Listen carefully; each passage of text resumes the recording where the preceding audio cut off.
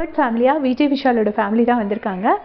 விஜய் விஷாலோட அம்மாவும் பாட்டியும் first enter ஆனாங்க. அவர் வந்துட்டு அம்மா அவான்னுட்டு ரொம்ப ரொம்ப சந்தோஷமாக போய் 2 பேரையும் பிடிச்சாங்க. பிடிச்சி பேசினாங்க. அப்பா வரல அப்படின்னு சொல்லிட்டாங்கன்னு சொன்னோடனே அவர் ரொம்ப டல்லாகிட்டார். அதுக்கப்புறமா அந்த தெய்வங்கள் எல்லாம் தோற்றே போகும் பாட்டு போட்டு அவங்க அப்பா என்ட்ரி கொடுத்தாங்க. சத்தியமாக அதை சொல்கிறேன், அதை பார்த்து அழாமல் ஒருத்தவங்க இருக்கிறாங்கன்னா அவங்க ஒரு மனுஷனால் அழாமல் இருக்க முடியாது. அவ்வளோ ஒரு டச்சிங்காக இருந்தது. பார்த்து அப்படி கதறி கதறி அழுதார் விஜய் விஷாலோட அப்பாவும் விஜய் விஷாலும். நிஜமாக பாவமாக இருந்துச்சு.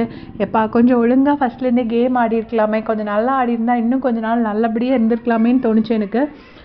ஏதோ ஒரு இடத்துல டிஸ்ட்ராக்ட் ஆகி கேம் அவுட்டாருன்னு தான் எனக்கு தோணுச்சு.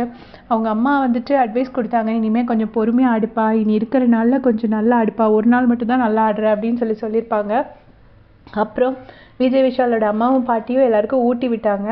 விஷாலோட அம்மா வந்துட்டு அவங்களுக்கு ஊட்டினாங்க. அதுக்கப்புறம் வந்து முரண்பாடான கருத்து இருக்கா அப்படின்னு கேட்டதுக்கு அவங்க அப்பா வந்துட்டு அருணை சொல்கிறாரு. ஆக்சுவலாக இங்கே அவர் எப்படி அருணை சூஸ் பண்ணுறாருன்னா, அவர் வந்து அதிகமாக எந்த கண்டஸ்டன்ஸ் மேலேயும் எந்த கம்ப்ளைண்ட்ஸும் வைக்கக்கூடாதுன்னு நினச்சி நம்ம பையனோட ஃப்ரெண்டை நம்ம சொல்லுவோம் அப்படிங்கிற மாதிரி நீங்கள் அந்த சண்டை போட்டிங்கள்ல, அது உங்கள் பேரில் தானே தப்புங்கிற மாதிரி கேட்டிருப்பாரு. ஆனால் அருண் வந்து ரொம்ப டல்லாகிட்டார். ஏன்னா அருண் பேரை தான் காலையிலேருந்து 3 பேர் சொல்லியிருக்காங்க. இங்கே ஒரு விஷயம் யாருக்கும் தெரியல.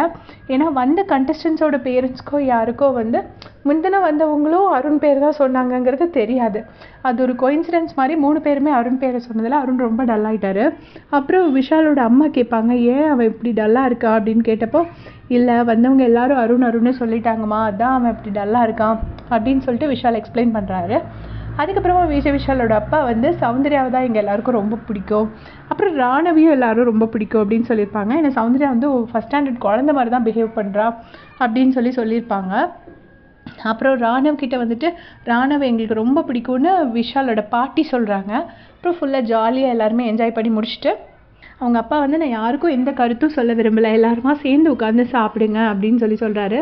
அதுக்கப்புறம் சேர்ந்து உட்காந்து பேசுங்க, தனித்தனியாக பேசாதீங்க, எல்லோரும் சேர்ந்து உட்காந்து பேசுங்கன்னு சொல்லிட்டு அருணையும் தனியாக உட்காந்து வச்சு, நீயும் எனக்கு பிள்ளை தான், அவனும் எனக்கு பிள்ளை தான், அவனை பெற்ற உன்னை பெறல அவ்வளோதான் வித்தியாசம், மற்றபடி நீ எனக்கு பிள்ளை தான் சொல்லிட்டு ரொம்ப அன்பாக பேசுகிறாரு அருண்கிட்ட. அப்புறம் டோட்டலாக எல்லாருக்கிட்டையுமே எனக்கு யார் மேலே எந்த கம்ப்ளைண்ட்ஸோ எதுவும் இல்லை, சொல்லணுன்னா எல்லாருக்கிட்டையும் இருக்குது, என் பையனையும் சேர்த்துருக்கு, அந்த மாதிரி தான் அப்படின்னு சொல்லி ரொம்ப ஸ்வீட்டாக பேசுகிறாரு. பேசி ஒரு வைபாக இருந்தாருன்னு தான் சொல்லணும். விஜய் விஷால் ஏன் அப்படி என்டர்டைனிங்காக இருந்தாருங்கிறது வந்து அவங்க அப்பாவை பார்க்கும்போது நமக்கு தெரியுது. ஸோ எல்லாருமே ஸ்வீட்டாக உட்காந்து ஃபோட்டோ எடுத்துகிட்டு கிளம்பிட்டாங்க. அதுதான் விஜய் விஷால் ஃபேமிலி. இனி நெக்ஸ்ட்டு வர்றது ரயான் ஃபேமிலி தான் பாக்கி இருக்காங்க, அவங்க தான் வருவாங்கன்னு நினைக்கிறேன்.